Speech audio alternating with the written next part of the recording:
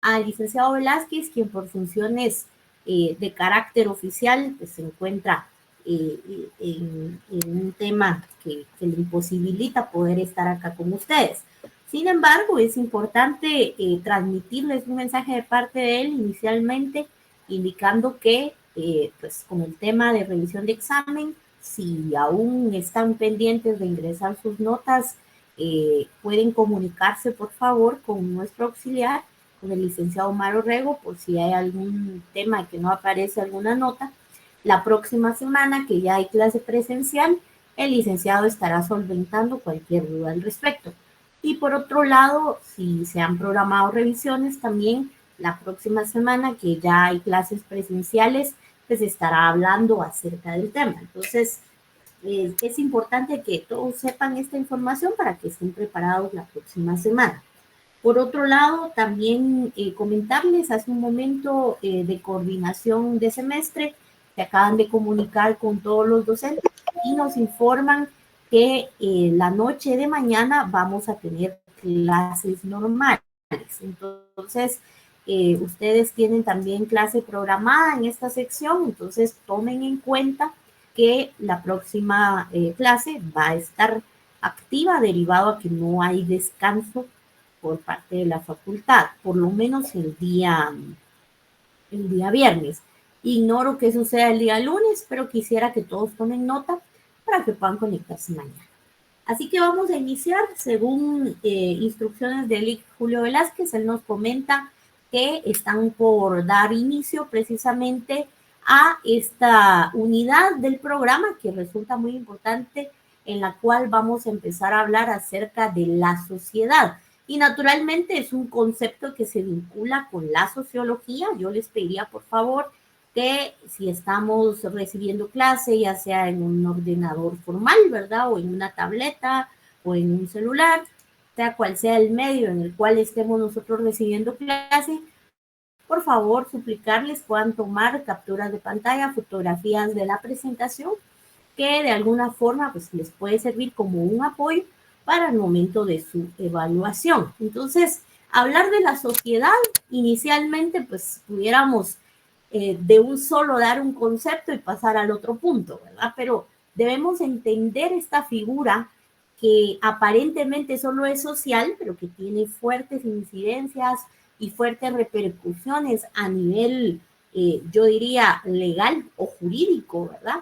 Porque es dentro de la sociedad donde el hombre se desarrolla, donde el hombre naturalmente implementa una conducta y es dentro de la misma donde esa conducta debe regularse. Es decir, el derecho no existiría si no se comprende una sociedad dentro de la cual se pueda hacer realidad precisamente ese efecto positivo del derecho. Entonces, hablar de la sociedad inicialmente es entender el entorno dentro del cual el derecho se desarrolla. De ahí la importancia de que ustedes en este semestre pues lleven un curso denominado sociología, ¿verdad? En el cual ustedes poco a poco se van adentrando en la ciencia social y naturalmente van encontrando esa utilidad o esa vinculación natural que existe entre la sociedad y el derecho. Entonces, hablar de sociedad siempre nos va a llevar a hacer un análisis comparativo entre el hombre y la sociedad.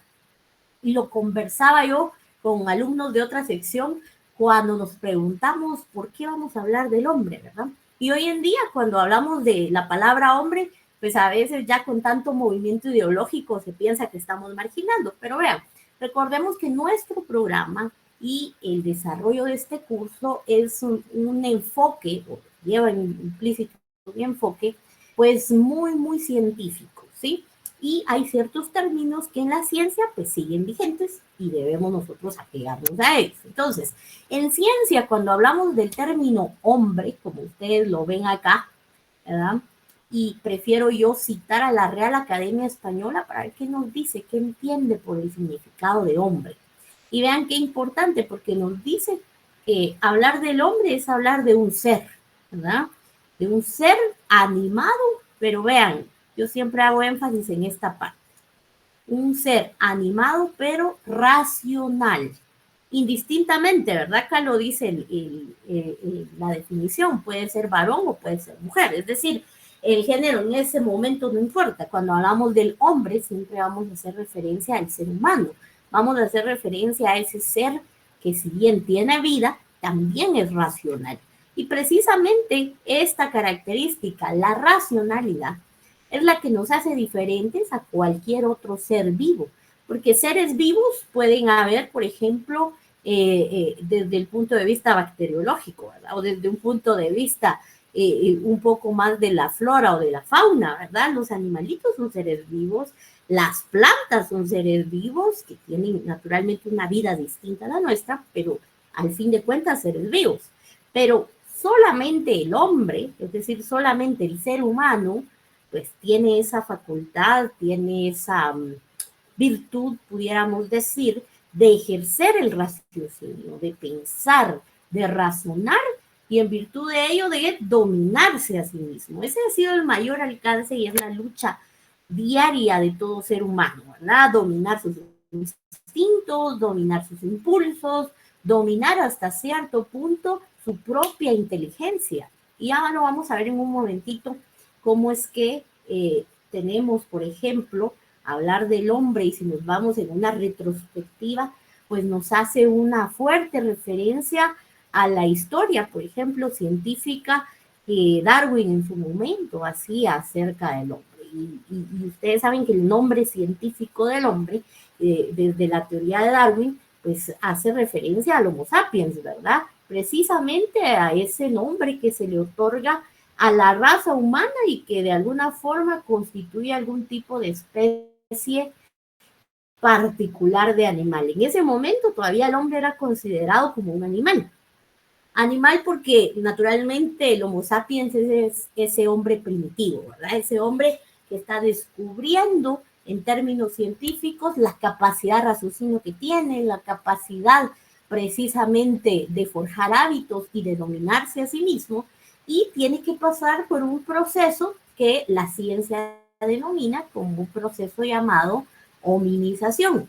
Estoy segura que ese término ustedes ya lo han escuchado, ya lo han manejado en algunos otros cursos, tales como tal vez en Fundamentos de Derecho, que se habla de esa historia evolutiva del hombre. Y es que cuando hablamos de la hominización, vamos a hablar de ese proceso de evolución, pero no solo de una evolución racional, que va aparejada a una evolución física y biológica del ser humano. Es decir, acá esta fotografía, y me gusta mucho porque es solamente una foto, pero nos dice muchas cosas. Vean cómo inicialmente es concebido el hombre, según la teoría de Darwin, que nos dice que viene precisamente en una evolución, ¿verdad? Eso quiere decir que vamos mejorando. Cómo precisamente, de alguna forma, avanza el ser humano en un proceso de evolución física y biológica. Si se dan cuenta, acá pues deja de erguirse el ser humano, deja de erguirse el hombre, comienza a cuidar de su físico, a cuidar de su salud. En virtud de ello, cambia su alimentación y al cambiar su alimentación, naturalmente cambia físicamente el ser humano. Entendiendo esto, entonces, cómo ha existido un proceso de evolución física del hombre, debemos entender que esa evolución física ha forzado a una evolución mental, ¿sí? El hombre primitivo, por ejemplo, cazaba, mataba animales, comía carnes en algún momento crudas, ¿verdad? Y naturalmente su forma biológica y física pues era distinta. Hoy en día el ser humano se ha civilizado y ha tratado de superarse a sí mismo. Y digo ha tratado porque seguimos en esa lucha, ¿verdad? Es una lucha constante. Pero ¿por qué es importante entender el concepto evolutivo del hombre? No solo en una evolución física, que ya está de más decirla según la teoría de Darwin, sino también en una evolución psicológica, en una evolución de la mente, en una evolución racional. Y es que ambas evoluciones van de la mano. Fíjense ustedes que, por ejemplo, estoy segura que acá en este salón quizá hay muchas personas que oscilan entre los 20 y 35 años. Edades en donde, por ejemplo, muchos jóvenes tienden a tener una molestia fuerte denominada cordales. De repente alguien no las ubica, pero son precisamente esos molares, ese tercer molar que todas y todos en algún punto desarrollamos, ¿verdad? Como esa tercera muela, si quisiéramos ser muy coloquiales hablando, ¿verdad? Y precisamente hay algunas personas que lo desarrollan, algunas otras que ya no, ni siquiera les salen, ni siquiera les da molestia, pero a la mayoría que sí las desarrolla les da una gran molestia y se las tienen que extraer, los 4 molares, ¿verdad? ¿Por qué pasa eso? Bueno, porque hoy en día, a diferencia del hombre del pasado, ¿verdad? Que no había evolucionado en su forma de alimentación, en su modus vivendi, pues ese hombre necesitaba un tercer molar para comerse la carne que en algún momento estaba cruda, para alimentarse con las legumbres que ni siquiera se cocían, ¿verdad? Y entonces el mismo cuerpo desarrollaba mandíbulas más grandes, donde sí cabía ese tercer molar, desarrollaba naturalmente ciertas cuestiones que hacían o que permitían que el hombre pudiera mantener ese modo de vida. Con el paso del tiempo, la civilización del hombre, la evolución física y biológica, su forma de alimentación ha cambiado. En virtud de ello, los hombres, es decir, el ser humano de hoy en día, un tanto más civilizado, que se alimenta distinto, y es increíble cómo incide la alimentación en cómo se forma el físico del ser humano. En ese orden de ideas, pues hoy en día muchos que desarrollan todavía ese tercer molar no tienen cabida dentro de sus mandíbulas. ¿Por qué? Porque su alimentación es distinta. Su cuerpo se ha civilizado a tal forma que ya no necesita de tercer molar. Y vean cómo nuestros cuerpos nos hablan y a veces no nos damos cuenta. A veces decimos, bueno, ese tercer molar hay que quitarlo y ya estuvo, pero no encontramos el sentido evolutivo y social e incluso de alimentación que hay detrás de ello. Entonces, es importante que lo consideren. ¿Saben por qué? Porque uno de los elementos principales de la sociedad, naturalmente, es el ser humano. Y entendiendo esto, vamos a comprender que si el ser humano se la pasa en una constante evolución física y biológica, es más que certero y más que claro que las sociedades también lo van a hacer. Entonces, vamos a arrancar con un concepto más claro de sociedad. Solamente quiero pedirles un minuto para poder conectarme nuevamente, que tengo aquí un problema de red.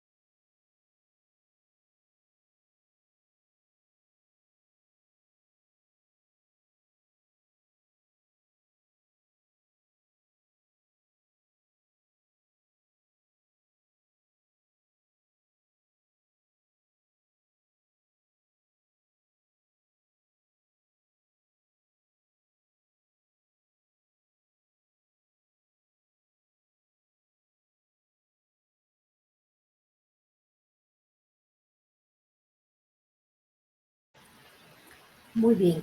Era para darle a admitir también a dos compañeros más. Muchas gracias. Vamos a continuar y entonces cuando hablamos de sociedades, pues vamos a hacer referencia precisamente o inicialmente a una agrupación de individuos, entendiendo que cuando hablamos de individuos, pues vamos precisamente a hacer referencia al hombre, al ser humano, ¿verdad? Esa agrupación de seres humanos que tienen un fin importante y en algún punto su fin va a consistir en cumplir pues ciertas finalidades de la vida a través de la cooperación mutua. Esta es una inicial definición de sociedad, pudiéramos decir de las más sencillas que podemos citar y que me parece importante tomarla como un punto de partida para poder entender entonces las características de la sociedad. Recuérdense que estas características son características esenciales de la sociedad. Entonces, si en algún punto ustedes identifican a algún grupo de personas que pues de alguna manera reúnen estas características, pueden ser consideradas como sociedad. Sin embargo, en muchas situaciones de la vida cotidiana y de la vida diaria, pues nos damos cuenta de que pues, la sociedad no siempre va a cumplir con todas las características. En ese sentido, no vamos a estar frente a una sociedad como tal, ¿verdad? Sino que vamos a estar frente a alguna agrupación similar o, por decirlo de alguna manera, afín, ¿verdad?, a la sociedad, que pueden ser, y por qué es importante que ustedes aprendan a identificar claramente una sociedad o una sociedad plena como tal, porque en algún momento ustedes van a observar que los cambios, los fenómenos sociales llevan aparejada la creación de nuevos grupos que en muchas situaciones son creados no para fines legales, ¿verdad? O lícitos, y en ese sentido, pues no vamos a estar frente a una sociedad legal, ¿verdad? Sino vamos a estar frente a ciertos grupos que tienen conductas antijurídicas y naturalmente vamos a estar frente a situaciones que pueden obstruir incluso la plena legalidad dentro de la. Entonces, para entender esa otra parte, primero tenemos que entender qué es una sociedad y qué características debe cumplir para considerarse una sociedad plena. Entonces, el primer elemento es la unidad demográfica. Cuando hablamos de la unidad demográfica, pues vamos a hacer referencia precisamente a esa estructura que es evolutiva y que tiene como ente principal la población humana, ¿sí? Entonces, la unidad demográfica de una sociedad van a ser los habitantes, los seres humanos que la forman. Podemos hablar de una sociedad como un grupo, por ejemplo, que tenga como fin lucrar y entonces vamos a tener de ese lado una situación interesante, ¿verdad? Porque van a haber ciertos seres humanos que buscan aglomerarse, buscan reunirse para alcanzar sus intereses y satisfacer sus necesidades. Ahora bien, cuando en algún punto nos encontremos analizando la unidad demográfica en otras instancias, también vamos a ver la importancia de las mismas. Pero hablando específicamente de la sociedad, una de sus principales características esenciales es la unidad demográfica. Y hablar de la unidad demográfica es hablar acerca de la estructura, de la evolución, de las características y del tamaño que tenga la población humana que conforme ese grupo social. Y yo aquí les pongo un ejemplo muy sencillo. La sección E, por ejemplo, de la jornada nocturna de la Facultad de Ciencias Jurídicas y Sociales, cada vez que se reúne, ya sea en línea o bien en forma presencial, va a constituir precisamente la unidad demográfica, cada uno identificado por un nombre y por un número de carnet. Entonces, es una de las características esenciales de la sociedad porque si no hay población humana que integre una sociedad, simplemente no existe. Entonces, la importancia de que reconozcan estas características, ¿verdad? Seguimos con la característica que continúa, que es denominada zona geográfica común. Y cuando hablamos de la zona geográfica común, pues sí, estamos haciendo referencia al territorio que ocupa precisamente y de manera delimitada este grupo social. Y es decir, la zona geográfica hace referencia precisamente al territorio dentro del cual la sociedad se mantiene inmersa. Y acá quisiera yo ser como muy escueta, ¿verdad? En el sentido de que no hay necesidad de explicar tanto porque lo comprendemos claro, es el territorio común. Y yo les pongo un ejemplo. ¿Cuántos de acá han visto, por ejemplo, la figura del sindicato, de los sindicatos en diversas situaciones, ¿verdad? En diversas entidades de trabajo? Todo sindicato va a tener una zona geográfica donde se reúne, donde hace su asamblea general, ¿verdad? Y naturalmente o normalmente lo hacen en la sede del sindicato. ¿Y por qué es importante hablar de una territorialidad en el tema de sociedades? Bueno, hablar de la territorialidad propicia la aplicabilidad del derecho. Vean, si habláramos de la sociedad guatemalteca en general, naturalmente vamos a hablar de que precisamente esa unidad demográfica, es decir, las personas que formamos parte de la sociedad guatemalteca, vamos a estar sujetos a un marco normativo certero, que es el marco creado para todo el terreno de Guatemala, es decir, para los 22 departamentos, para los 340 municipios, para las colindancias que establece de nuestro país, ¿verdad? Con México, hacia la frontera con México, hacia la frontera con El Salvador. Entonces, determinar una zona geográfica para el funcionamiento de un grupo social es sumamente importante y por eso también es una característica esencial de las sociedades. Y esto se da precisamente porque la zona geográfica común, es decir, donde conviven, donde coexisten los miembros de esa unidad demográfica, dota de certeza precisamente para la aplicabilidad de reglas y normas dentro de un grupo social. Y digo reglas y normas porque podemos hablar de reglas o normas que sean jurídicas, que sean morales. Acá tenemos a alguien que se le encendió el micrófono. Por favor, pudiera apagar. Gabriela Alejandra.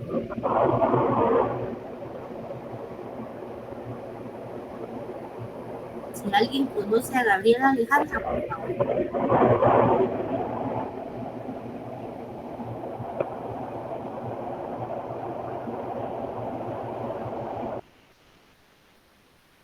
Listo.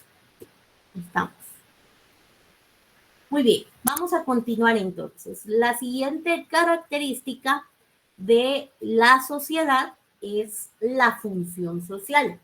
Y vean que esta tercera característica es muy importante porque de alguna manera nos va a ayudar a poder comprender la razón de un grupo social, la razón por la cual se ha fundado un grupo social, se ha constituido un grupo social y por ende resulta sumamente importante entender y comprender precisamente esta tercera característica. Hablar de la función social, como bien lo podemos observar acá en nuestra presentación, es hacer referencia a los intereses y a las necesidades precisamente que en algún punto puede tener algún grupo social. Entonces, algunos me dirán, mire, licenciada, intereses y necesidades no es lo mismo.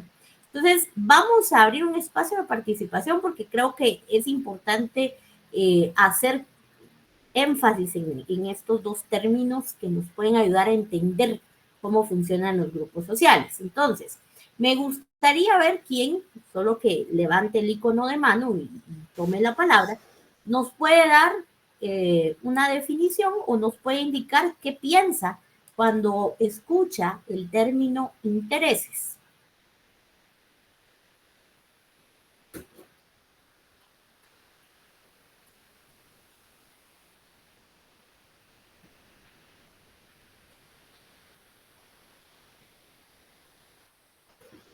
Adelante, Diego. Buenas noches, Lee. Buenas noches. Podrían ser como los intereses económicos, como un vehículo. Ok. Y las necesidades como alimentarme. Muy bien. Italio, adelante. Yo pienso que los intereses es algo que buscamos para satisfacer nuestras necesidades. O sea, Bien. viene siempre de la mano, pero, por ejemplo, la necesidad es algo que ya existe y el interés se crea. Ajá, correcto, sí, vamos cerca. Muy bien, muchas gracias. Vamos con Luis, por favor. Gracias, buenas noches. Buenas. Para mí, intereses es algo que yo que quiero tener. Ok, Y necesidad es algo que ya traemos como para necesidad para cubrir algo que tengamos ya como sociedad o como persona, pues en este caso. muchas gracias, Luis. Vamos por último con Floridalma, adelante.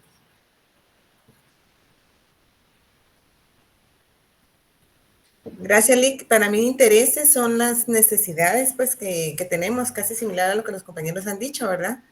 Es en lo que estamos enfocados, es el interés que necesitamos para poder cubrir la necesidad que necesitamos solventar. Muy bien, muchas gracias. Muy bien, me gusta mucho esta lluvia de ideas porque con esa lluvia de ideas podemos llevar o traer una pregunta práctica que nos va a ayudar a entender la diferencia entre ambos conceptos. Y nos podemos preguntar, bueno, ¿será que si yo un día me la paso en blanco, no desayuno, no almuerzo, no ceno, ¿será que el siguiente día voy a estar físicamente bien para enfrentar mi día a día? Yo No, estoy segura que todos me van a decir acá que no, ¿verdad? Ahí ya vi varios comentarios en la caja. Les agradezco mucho.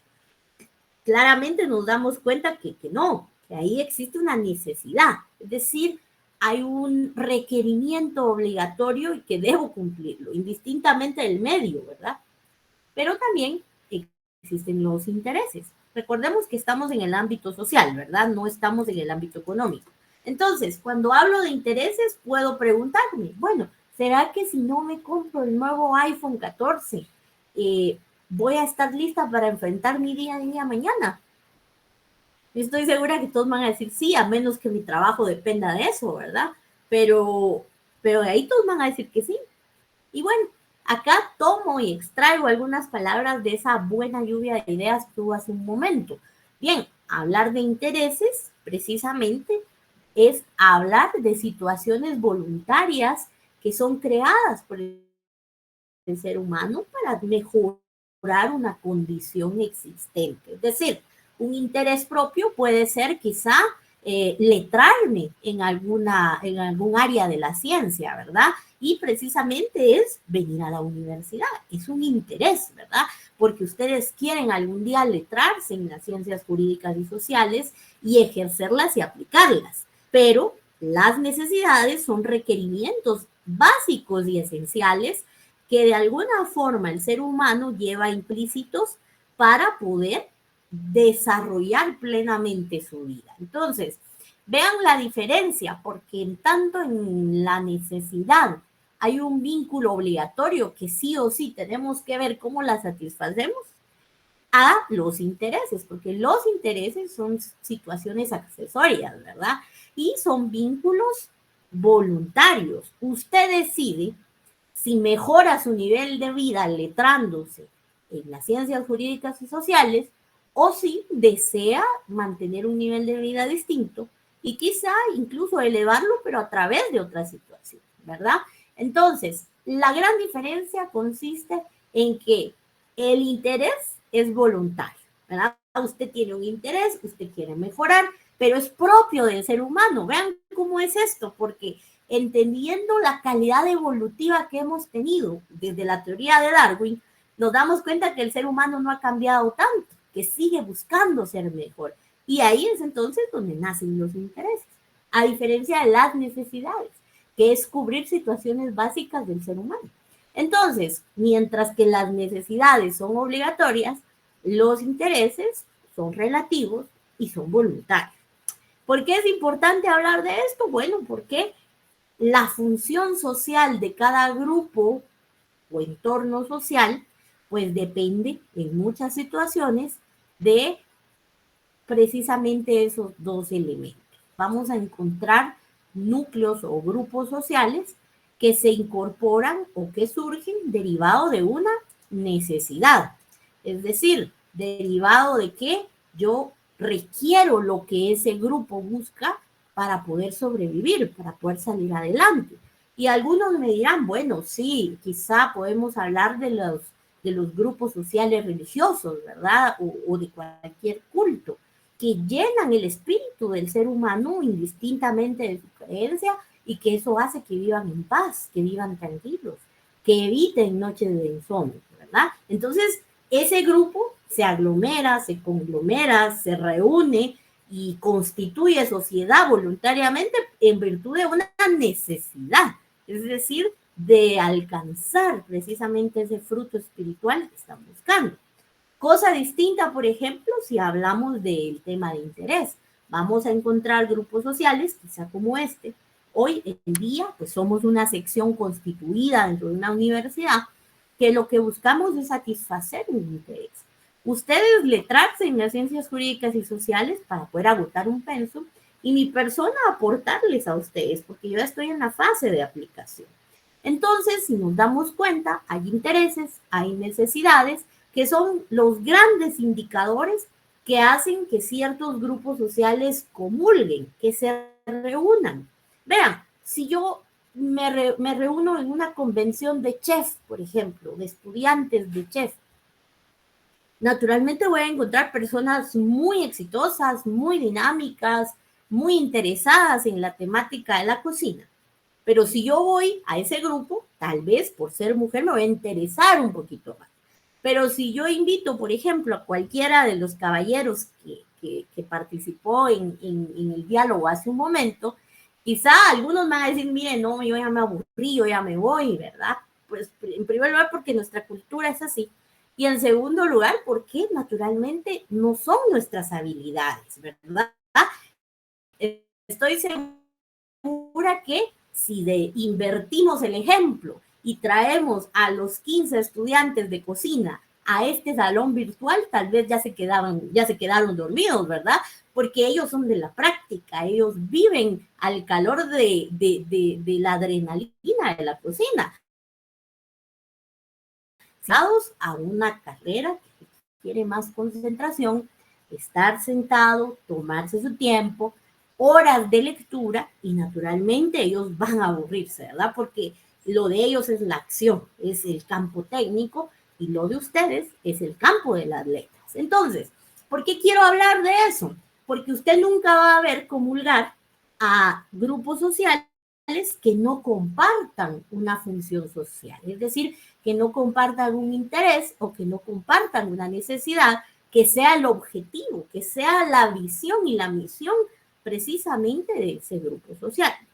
Dicho esto, entonces, me parece interesante que ustedes tomen nota de esta tercera característica de la sociedad. Es decir, si ustedes encuentran en algún momento un grupo que tenga de alguna forma integrantes como una unidad demográfica, que tenga una zona geográfica común, pero que no tenga un interés o una necesidad que los haga comulgar, que los haga unirse, que sea común, ¿verdad? Entre ellos, pues muy difícilmente van a estar en un grupo social normal, sino que puede que estén en un grupo social forzado. Y aquí entonces, ¿por qué es importante que ustedes distingan un grupo social sano? Porque todo lo que no sea sano, naturalmente debe ser regulado en ley, debe ser castigado, debe ser perseguido, ¿sí? Entonces la importancia de que ustedes lo comprendan. Más adelante, en otros semestres, ustedes van a llevar Derecho Penal 3, van a llevar los procesales penales, y se van a recordar mucho de este curso cuando encuentren las figuras de ciertos delitos tipificados en contra de ciertos grupos sociales anormales. Vamos con la siguiente característica, que es la cultura semejante, y creo que esa va a ser la última ya por el tema de horario.